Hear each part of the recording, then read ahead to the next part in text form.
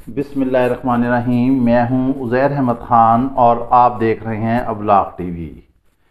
اس وقت ملک جن حالات میں سے دو چار تھا اور ساری ٹریفک بند تھی، مظاہرے ہو رہے تھے، دھرنے ہو رہے تھے، وہ تو معاملات طے پا گئے ہیں اور حکومت نے علی محمد خان کی سربراہی میں 2 رکنی کمیٹی بنا دی ہے۔ وہ اس بارے میں آگے چل کر فیصلہ کرے گی، یعنی کہ کالعدم تحریک لبیک پاکستان اور حکومت کے مابین معاہدہ طے پا گیا ہے۔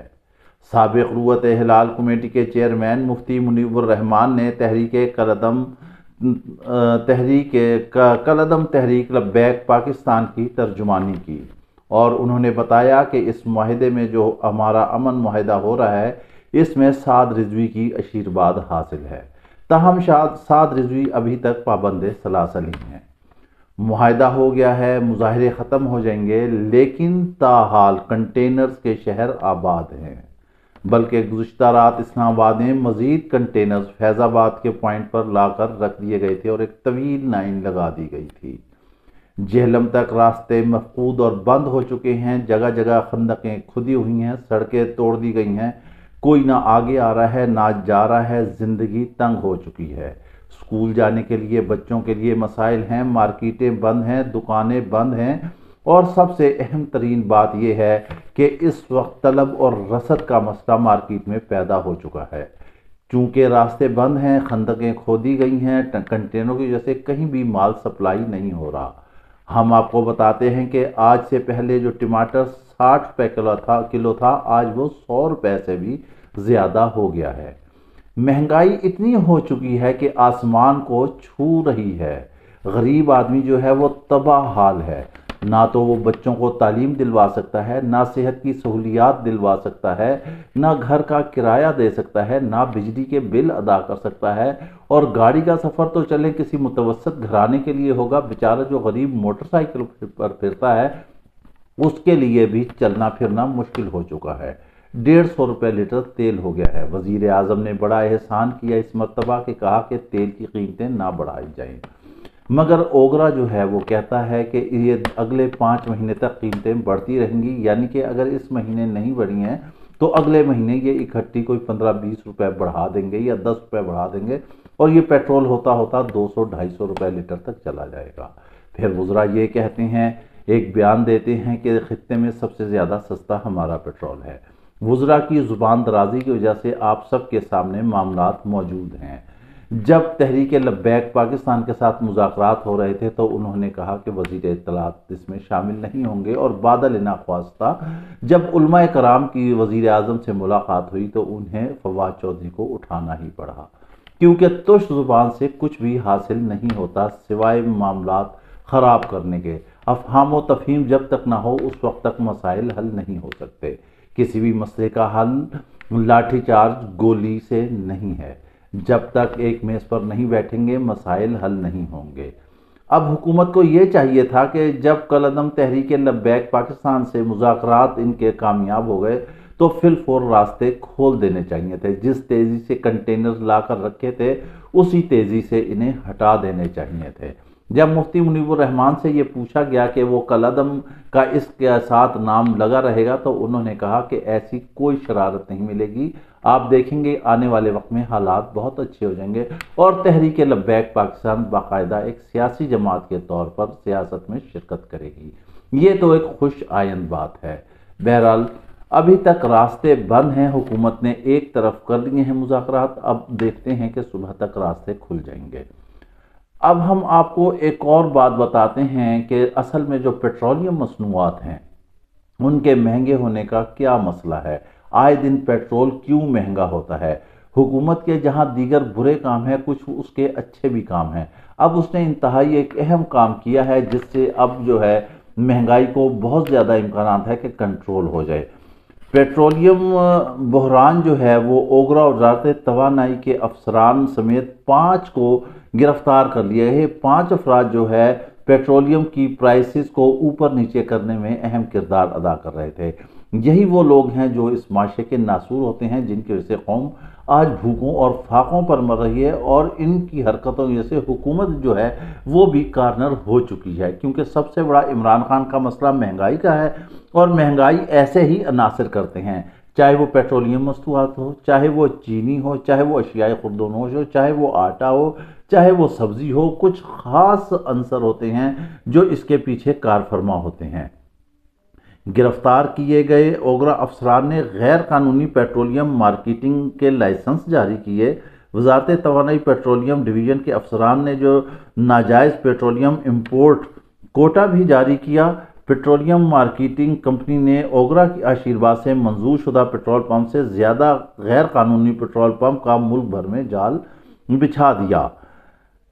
ایف آئی اے نے پیٹرولیم بحران پر کارروائی کرتے ہوئے 5 ملزمان کو منی لانڈرنگ کے الزام میں گرفتار کر کے باقاعدہ مقدمہ درج کر لیا ہے۔ اب نجی ٹی وی کے مطابق مبینہ طور پر ایف آئی اے لاہور نے petroleum mafia oil marketing companies OGRA, وزارت توانائی اور پیٹرولیم ڈویژن و دیگر کے خلاف گھیرا تنگ کرنا شروع کر دیا ہے تاکہ عوام کو بھی کچھ ریلیف کا اور سکھ کا سانس مل سکے۔ وفاقی حکومت کے احکامات پر پیٹرولیم بحران کی انکوائریز کے بعد ایف آئی اے لاہور نے فوسل انرجی اور Oscar oil petroleum marketing companies پر مقدمات درج کر لیے ہیں۔ ایف آئی اے نے C E O fossil energy Nadeem Butt, OGRA کے ممبر گیس عامر نسیم، ممبر آئل عبداللہ ملک اور وزارت توانائی پیٹرولیم کے ڈی جی آئل شفیع اللہ افریدی اور assistant director oil Imran Abro کو گرفتار کیا ہے۔ گرفتار کیے گئے اوگرا کے افسران نے غیر قانونی پیٹرولیم مارکیٹنگ کے لائسنس جاری کیے۔ وزارت توانائی اور پیٹرولیم ڈویژن کے افسران نے ناجائز پیٹرولیم امپورٹ کوٹا جاری کیا۔ پیٹرولیم مارکیٹ کمپنیز نے اوگرا کی آشیرواد سے منظور شدہ پیٹرول پمپ سے زیادہ غیر قانونی پیٹرول پمپس کا ملک بھر میں انہوں نے ایک نیٹ ورک بنا دیا تھا، جال بچھا دیا تھا۔ ملزمان کے خلاف ملی بھگت سے غیر قانونی پیٹرولیم مارکیٹنگ لائسنس، ناجائز پیٹرولیم امپورٹ کوٹا، غیر قانونی پیٹرولیم امپورٹس کی خرید و فروخت سے قومی خزانے کو اربوں روپے کا نقصان پہنچا ہے، اور اس سے کمائے جانے والے اربوں روپے کی ناجائز دھن کی منی لانڈرنگ کا الزام بھی ہے۔ ایف آئی اے نے ملزمان کا جسمانی ریمانڈ حاصل کر لیا ہے۔ یہ ہیں وہ معاشرے کے کردار، پوشیدہ کردار جو ویسے تو بہت با اختیار ہوتے ہیں، بیٹھے ہوتے ہیں، لیکن اپنی اختیارات کا استعمال کرتے ہیں اپنے مفادات کے لیے۔ ان کے مفادات کے سامنے نہ ملک ہوتا ہے، نہ قوم ہوتا ہے، نہ حکومت ہوتی ہے، نہ جمہوریت ہوتی ہے۔ یہ لوگ صرف اپنی تجوریاں بھرنا چاہتے ہیں، اور منی لانڈرنگ جیسا انہوں نے جرم کیا۔ یہاں ہم حکومت کو ایک راستہ ضرور بتاتے ہیں کہ جب تک فی الفور ریپڈلی ایک ٹائم فریم کے تحت مسائل حل نہیں ہوں گے، اس وقت تک کبھی بھی یہ نظام درست نہیں ہو سکتا۔ آج جو نظام سارا اتھل پتھل ہو رہا ہے، صرف اسی وجہ سے ہو رہا ہے۔ ہم ایک واقعہ دیکھ رہے تھے سوشل میڈیا پہ، وہ ایک جج صاحب جو تھے وہ جیل کے دورے پہ گئے، اور انہوں نے ایسی اپنے زبانی دردناک کہانی سنائی کہ ایک آدمی جو بیچارہ عمر قید کاٹ رہا تھا 9C میں سمگلنگ کے کیس میں، جب وہ جج نے اس کو کہانی سنائی تو کہانی کچھ اور ہی اندر نکلی۔ اس کے اتنے عرصے سے صرف تاریخ ہی نہیں لگ رہی تھی۔ جج صاحب نے وکیل کو بلایا، وہ بھی نہیں آئے۔ پھر جو عقدہ اس کا کھلا، انہوں نے کیس منگایا، سارا کچھ دیکھا، تو اگلے 5 منٹ کے بعد اس کو بری کر دیا گیا تھا۔ وہ 50 سال سے زیادہ کے بزرگ تھے۔ یہاں تو ایسا بھی ہوا کہ لوگ مر گئے اور انہیں باعزت بری کر دیا گیا، جیلوں میں گھٹ گھٹ کے مر رہے ہیں، مقدمات کا نمبر ہی نہیں آتا۔ ہمارا عدالتی نظام، انصاف کا نظام بھی جو ہے وہ ریفائن ہونا چاہیے، اس میں بھی معاملات اصلاحات ہونے چاہیے، اور جو قانون کے شکنجے ہیں ان کے لیے بھی ایک ٹائم فریم ہونا چاہیے کہ اس کے تحت انہیں سزا ملے، تبھی حالات درست ہوں گے۔ نہیں تو کپتان صاحب اسی طرح رہے گا، جیسے آپ نے پیٹرولیم کے حوالے سے ایکشن لیا ہے، اسی طرح آپ کو چینی کے حوالے سے ایکشن لینا پڑے گا۔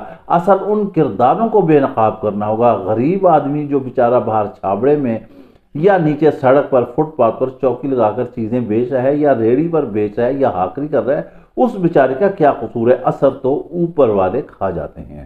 سبزی کہاں سے چلتی ہے، پیاز، آلو، ٹماٹر کتنے کا چلتا ہے؟ جو اصل پروڈکشن کر رہا ہے، جو کسان ہے، جس کو اصل فائدہ پہنچنا چاہیے، اس بیچارے کو تو کچھ ملتا ہی نہیں ہے۔ شاید وہاں چند روپوں کے ٹماٹر لیتے ہیں جو یہاں پہنچتے 100 روپے کے ہو جاتے ہیں۔ حکومت کو یہ چاہیے کہ آڑتیوں کے گوڈاؤن چیک کرے، یہ ایڈوانس میں لہسن، پیاز، ادرک اور ایسی چیزیں جو ہے نا رکھ کے ڈمپ کر لیتے ہیں۔